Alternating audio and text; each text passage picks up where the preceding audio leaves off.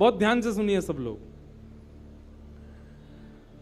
तो जयपुर के राजा की पुत्री मदन मोहन जी की सेवा करती थी। मदन मोहन जी कोई लाड़ लड़ाती, पूरे दिन उन्हीं को सजाती रहती, उन्हीं का श्रृंगार करती, सेवा करती।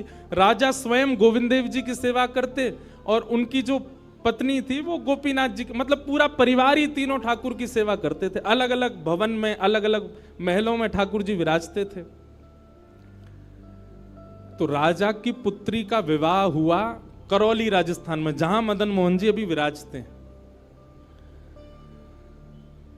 तो राजा की पुत्री का जब विवाह हुआ तो पुत्री से राजा ने कहा, बिटिया ये बताओ तुम्हारा विवाह है, तुमको हम दहेज में क्या दें? वैसे तो हमने सब दिया, लेकिन फिर भी तुम्हारी कोई इच्छा हो तो मांगो।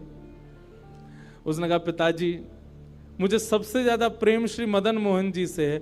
आप माता जी और पूरा परिवार गोविंद देव जी गोपीनाथ जी की सेवा किया करो। मदन मोहन जी को मैं ले जाऊं अपने साथ, अपने ससुराल में इनकी सेवा करूंगी।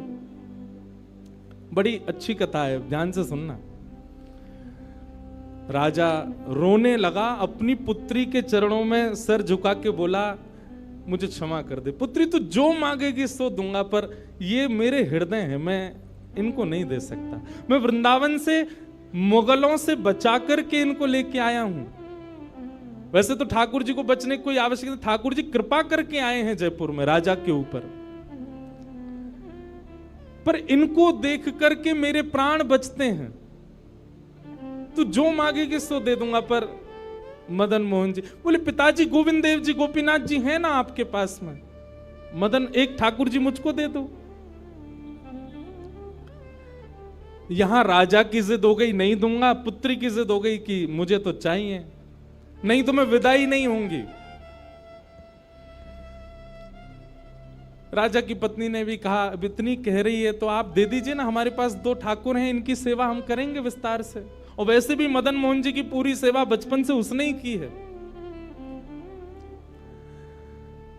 तो राजा ने एक प्रस्ताव रखा। बोले, अच्छा पुत्री एक काम करते हैं। बोले, क्या?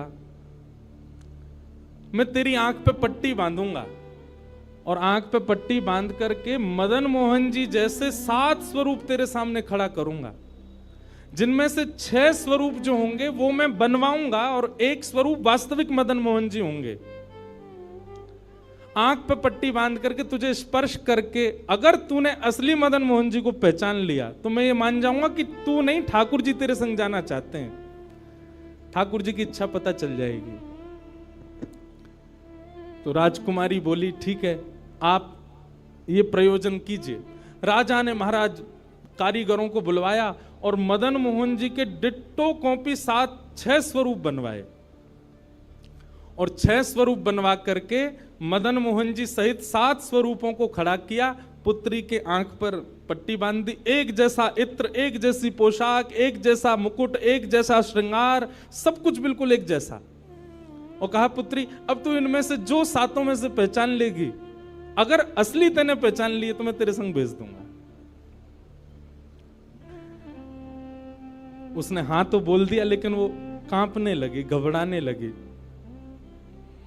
जैसे ही उसने नेत्रबंद किए तो कथा ऐसी है कि वो रात्रि में जब सोई, अगले दिन परीक्षण होना था, तो रात्रि में जब सोई तो बहुत रोई और ठाकुर जी से कहने लगी, नाथ मैं आपसे बहुत प्रेम करती हूं, मैं आपके बगैर नहीं रह सकती, पर मेरे पिताजी की बहुत जिद है। अब कहीं मैं आपको नहीं पहचान पाई, मेरे तो प्राण ही निकल जाएंगे, विदा होना तो बहुत दूर की बात है।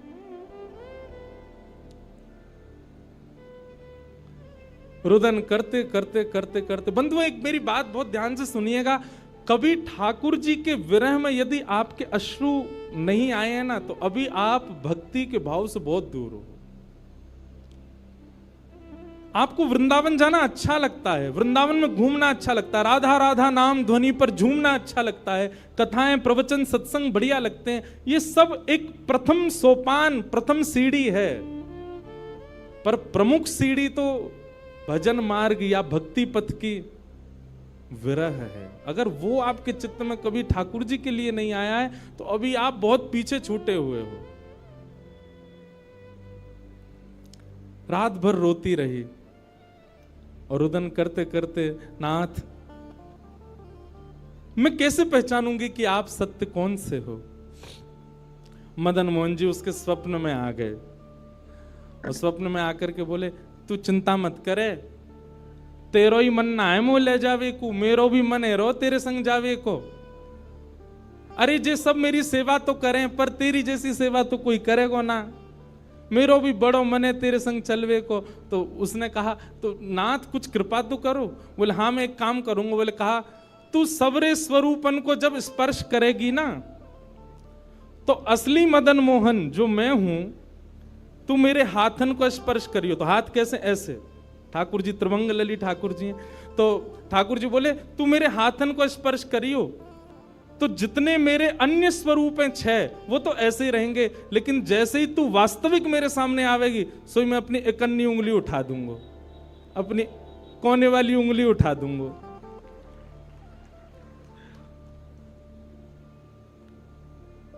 ठाकुर जी कितना प्रेम करते हैं अपने भक्त से। ठाकुर जी बोले मैं अपनी इकन्नी उंगली उठा दूंगा और तू स्पर्श करती करती मेरी जैसे इकन्नी उंगली उठे, वाकू पकड़ लियो और तुरंत पिताजी से कह दियो, जय रे मदन मोहन जी, मैं चल दूंगा तेरे संग।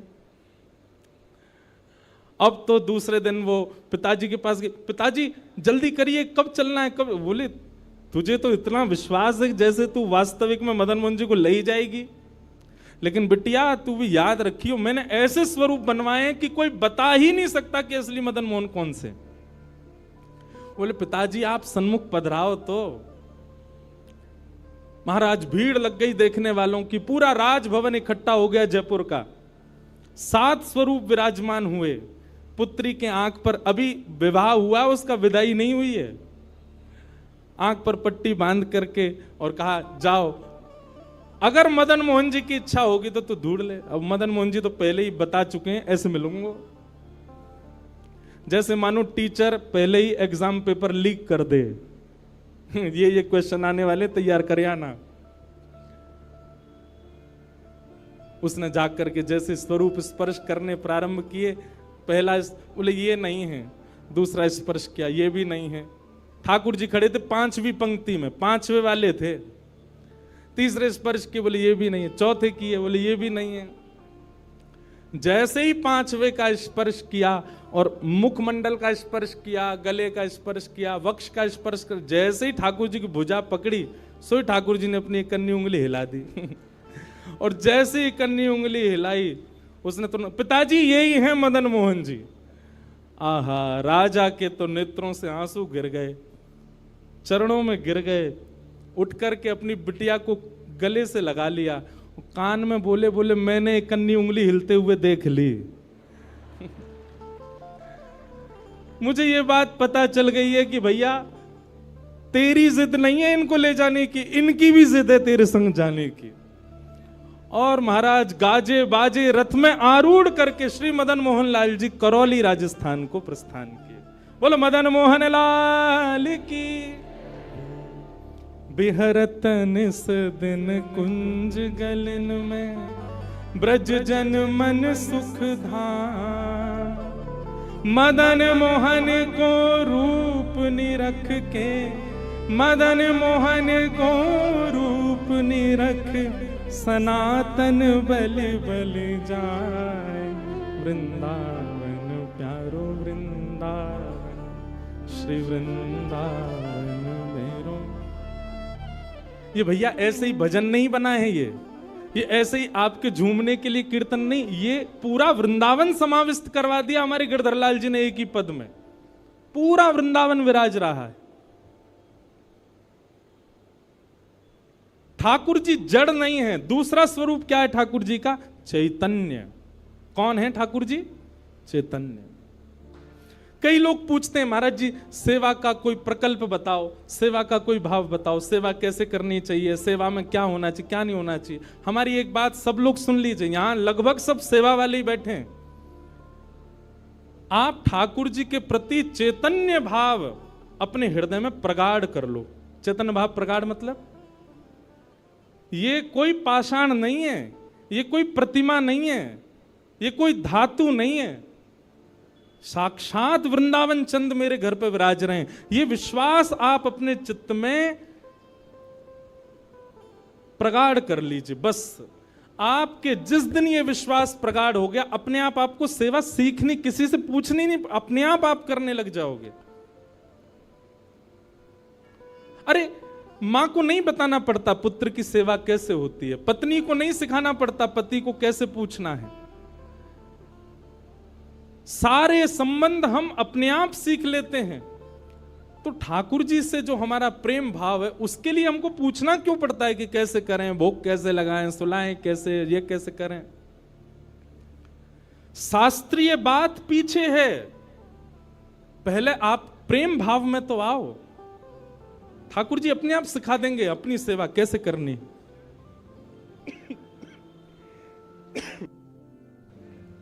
प्रेम भाव, उनके प्रति पाषाण की बुद्धि मत रखो, चैतन्य भाव रखो। जैसे आपके चित्त में चैतन्य भाव आया कि ये तो चलते फिरते उठते बैठते सब करते हैं, केवल मेरे सामने ऐसे खड़े हो जाते हैं मूर्तिमंत होकर के, मानो ये ठाकुर जी मुझसे कह रहे हैं कि तू अपनो इतना प्रेम मुझ को प्रदान कर कि मैं चलन लगूं, मैं फिरन लगूं।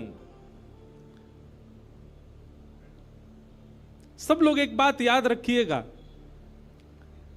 जिसके भी घर में ठाकुर जी की सेवा है, ठाकुर जी हमको चैलेंज करते हैं, अगर तो में सामर्थ्य हो तो अपनी भक्ति से, अपने भाव से, अपने समस्त प्रयासों से तू मुझे चलवा के दिखा दे, तू मुझे बुलवा के दिखा दे।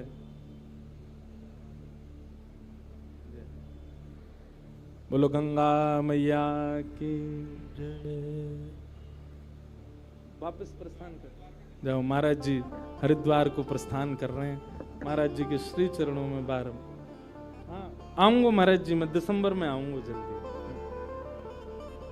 बोलो गंगा मैया की जय। मैं क्या कह रहा था, ठाकुर जी हम आप सबको एक चैलेंज देके रखें कि तो में यदि सामर्थ्य हो मुझे बुलवा के दिखाए दे, मुझे चलवा के दिखाए दे, मुझसे कोई लीला करवा के दिखा दे। मैं तो ऐसे ही बैठा रहूंगा लड्डू गोपाल बने, तेरे प्रेम में सामर्थ्य हो तो तू करवाए ले। जिस दिन ठाकुर जी हमारे घर आ जाते हैं, उसी दिन से हमारी एक चैलेंज हमारे ऊपर आ जाता है, हम में सामर्थ्य हो, ठाकुर जी बोल के दिखा दें, ठाकुर जी कुछ करके दिखाएं।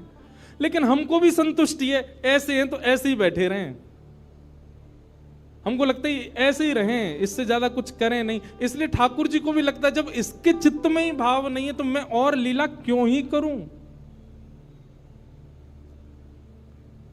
चैतन्य भाव चित्त में लाओ।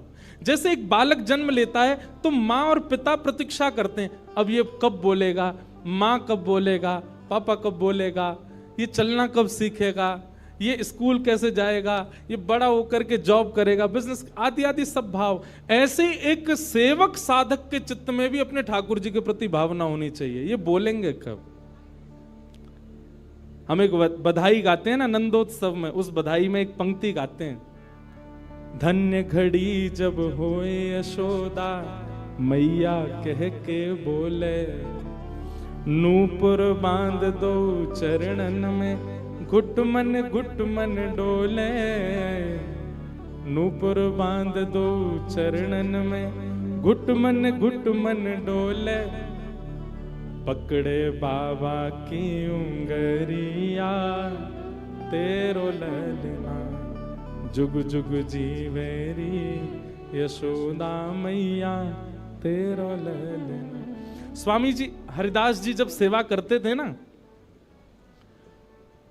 तो ठाकुर जी बिहारी जी ऐसे ही नहीं रहते थे जैसे हमको दिख रहे हैं। स्वामी जी जैसे ही कपाट करते थे सोई बिहारी जी बैठ जाते थे, बंसी वंसी सब नीचे करके हाथ सीधे कर लेते। मैं तो हार गयो पूरे दिन खड़े खड़े, स्वामी जी तुम बार बार पर्दा करते रहे करो। इसीलिए बिहारी जी में बार बार पर्दा आता, क्यों, ठाकुर जी उतनी देर बैठ लेते हैं, क्यों, खड़े खड़े थक गए। बहुत भाव है पर्दा के, पर एक भाव यह भी है। तो स्वामी जी को अनुभव होता है, तो इसका मतलब क्या है, ठाकुर जी लीला करते हैं, पर अब क्यों नहीं कर रहे, हमारे भीतर स्वामी जी जैसा भाव नहीं है। श्री हरिराम व्यास जी के विराज रहे ठाकुर जी बाबा के ठीक पीछे, जुगल किशोर जी। मुंह को तो रूप देख के ही पता चल जाए कौन से ठाकुर जी हैं। जुगल किशोर जी, इनके चरित्र में आता है कि एक बार कोई साधक वंशी दे गया, और वंशी देख करके बोला हरिराम व्यास जी जुगल किशोर जी को वंशी पधरा देना, नई सोने की वंशी है। तो आपने श्रृंगार करके जैसे ही वंशी ठाकुर जी के हाथ ऐसे ही रहते हैं, तो वंशी पोली उसमें जैसे ही प्रवेश कराई, ठाकुर जी के हाथ का जो छिद्र है वो छोटा पड़ गया, वंशी बड़ी, लेकिन ज्यादा बड़ी नहीं, नेक बड़ी, नेक। तो व्यास जी ने थोड़ा श्रम किया, थोड़ा जोर लगाया कि वंशी कैसे वो भीतर जाए। तो जैसे ही जोर लगाया, ठाकुर जी का हाथ छिल गया और वहां से रक्त निकलने लगा, श्री जुगल किशोर जी के। हरिराम व्यास जी ने जैसे ही रक्त देखा, मूर्छित होकर गिर पड़े वहीं पर। और जब होश में आए तो अपने पुत्र को सेवा दे दी और कहा मैंने ठाकुर जी को श्रमित कराया है, अब मैं अपने आप को दंड दूंगा। तो क्या दंड दिया? सूर्य उदय से सूर्यास्त तक वृंदावन की परिक्रमा ही लगाते रहते थे, ये दंड दिया उन्होंने खुद को। पहला दिन था दंड का। एक बात सुनिएगा, इन आचार्यों के चरित्र से ना कुछ कुछ सीखा कीजिए। आपकी सेवा में आपसे कोई अपराध बनता है, आपसे कोई गलती हो जाती है, आपसे कोई दोष बन जाता है, तो उसके लिए आप जाकर के पूछते हैं हमसे अपराध हो गया, हम क्या करें? पूछिए मत, स्वयं को अपने आप ही दंड उत्सव मना लीजिए। और दंड उत्सव क्या है? तुरंत वृंदावन जाओ, एक परिक्रमा लगाओ, किसी वैष्णव को प्रसाद पवाओ, ब्रजवासी को कुछ दे करके उनको प्रसन्न करके आओ। यही दंड है वैष्णव अपराध का, भगवत अपराध का। तो श्री हरिराम व्यास जी वृंदावन में भ्रमण करते रहे, परिक्रमा लगाते रहे। परिक्रमा करके रात्रि में जैसे ही लौट करके आए, बहुत सावधानी से सुनो, तो शयन का दर्शन करने जब गए तो शयन के दर्शन में आपने क्या देखा कि जुगल किशोर जी ने स्वर्ण की वंशी धारण कर रखी, वही वंशी जो सुबह वो पधराना चाह रहे थे। उन्होंने अपने पुत्र को बुलाया, पुत्र को बुला के बोले ये वंशी सुबह ठाकुर जी के हाथ में नहीं आ रही थी, अभी कैसे धारण हो गई? बोले पता नहीं पिताजी, आप तो चले गए थे, मैंने वंशी उठा करके धारण कराई, ठाकुर जी ने धारण कर ली। हरिराम व्यास जी ने जैसे ही वंशी निकाल करके देखी तो क्या पाया? ठाकुर जी ने अपना हाथ ही बड़ा कर लिया वंशी धारण करने के लिए, उनके लिए। अब ताली से काम नहीं चले, हमारे ठाकुर जी करते हैं ऐसे? क्यों नहीं करते? और हम संतुष्ट क्यों हो जाते हैं? जैसी सेवा है उससे हमको प्रसन्नता क्यों हो जाती है? नहीं। ये इस बात का प्रमाण है कि कहीं ना कहीं हमारी भक्ति में, हमारे भाव में, हमारे प्रेम में अभी वो स्तर नहीं आया कि ठाकुर जी उसको स्वीकार कर लें। इसलिए भैया, सबसे पहली बात भक्ति में, सेवा में सबसे पहला प्रकार, ठाकुर जी को आप चैतन्य मानो। वो जड़ नहीं है, वो पीतल के नहीं है, वो अष्टधातु के नहीं है, वो मार्बल के नहीं है, वो साक्षात ठाकुर जी हैं, वो साक्षात चैतन्य है। उनके प्रति चैतन्य बुद्धि आपने धारण कर ली, अपने आप ठाकुर जी अपने आप लीलाएं कराना प्रारंभ कर देंगे। मुझको राधा रमण कर दो ऐसा, मुझको राधा, नित्य की प्रार्थना होनी चाहिए ठाकुर जी से। रटू में तेरा नाम यूं आठों याम, रटू में तेरा यूं आठों याम, रटू में तेरा नाम यूं आठों याम,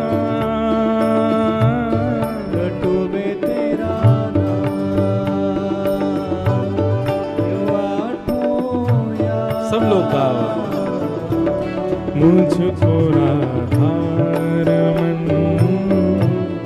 कर दो ऐसा मगन, मुझको राधारमण कर दो ऐसा। हो करुणा निधान मुझ पे कृपा कर रीजिए, करुणा निधान मुझ पे कृपा कर लीजिए, करुणा निधान मुझ पे कृपा कर लीजिए, करुणा निधान मुझ पे कृपा कर लीजिए। ब्रज में बसा के मोहे सेवा सुख दीजिए, ब्रज में बसा के मोहे सेवा सुख दीजिए। ओ ब्रज में बसा के मोहे सेवा सुख दीजिए, ब्रज में बसा के मोहे सेवा सुख दीजिए। और प्रेम से भर दो मन, गाऊं तेरे भजन, प्रेम से भर दो मन, गाऊं तेरे भजन। ओ रटूं मैं तेरा नाम यूं आठों याम, रटूं मैं तेरा नाम यूं आठों याम, मुझको राधारमण कर दो ऐसा मगन, मुझको राधारमण कर दो ऐसा। श्री राधारमण लाल की। करताल बजा के गाओ।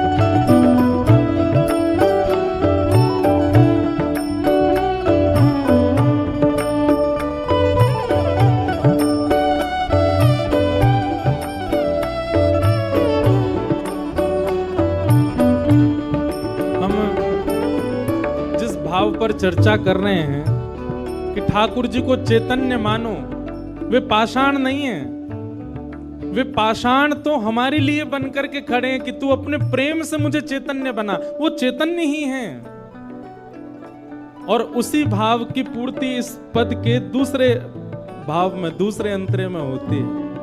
भाव से गाओ सब लोग।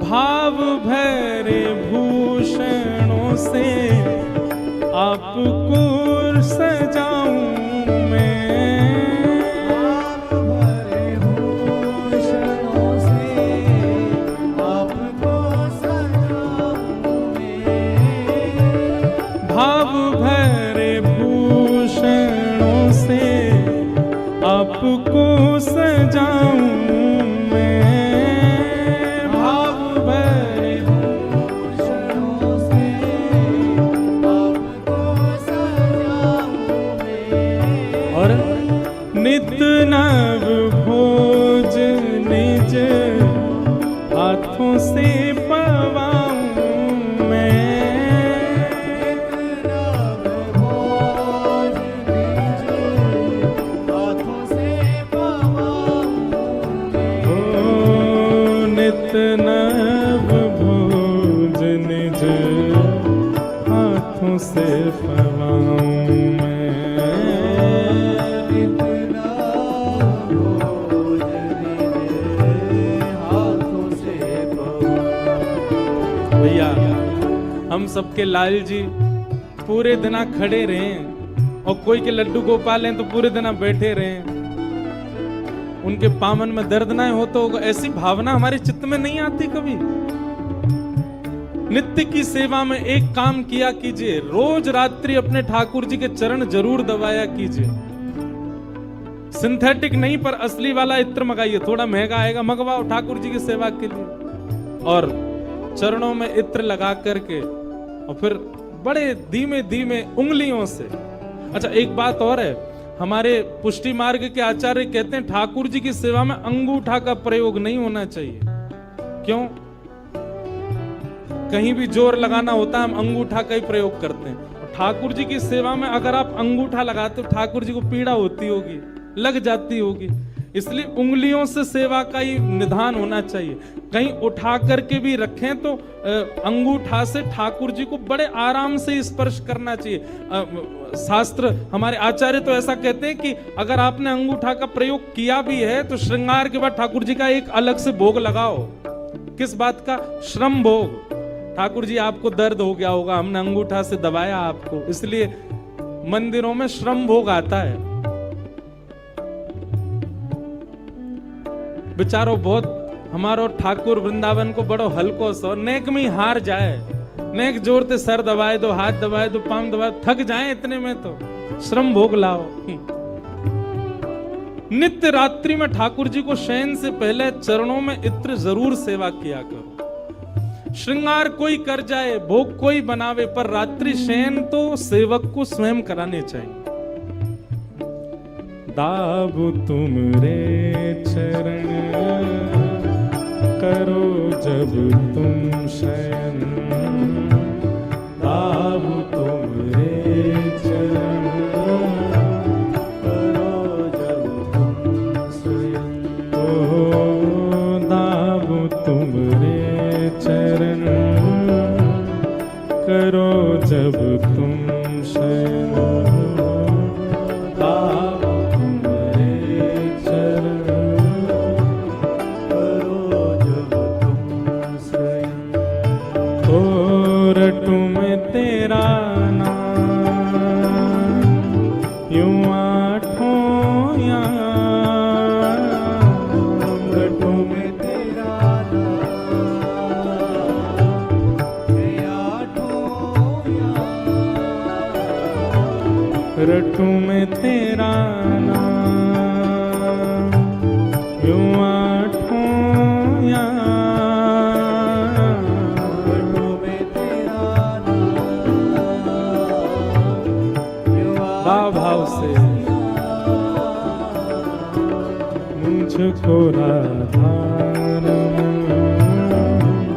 कर दो ऐसा, मुझको राधा कर दो ऐसा, ओ मुझको राधा कर दो ऐसा, मुझको राधा कर दो ऐसा।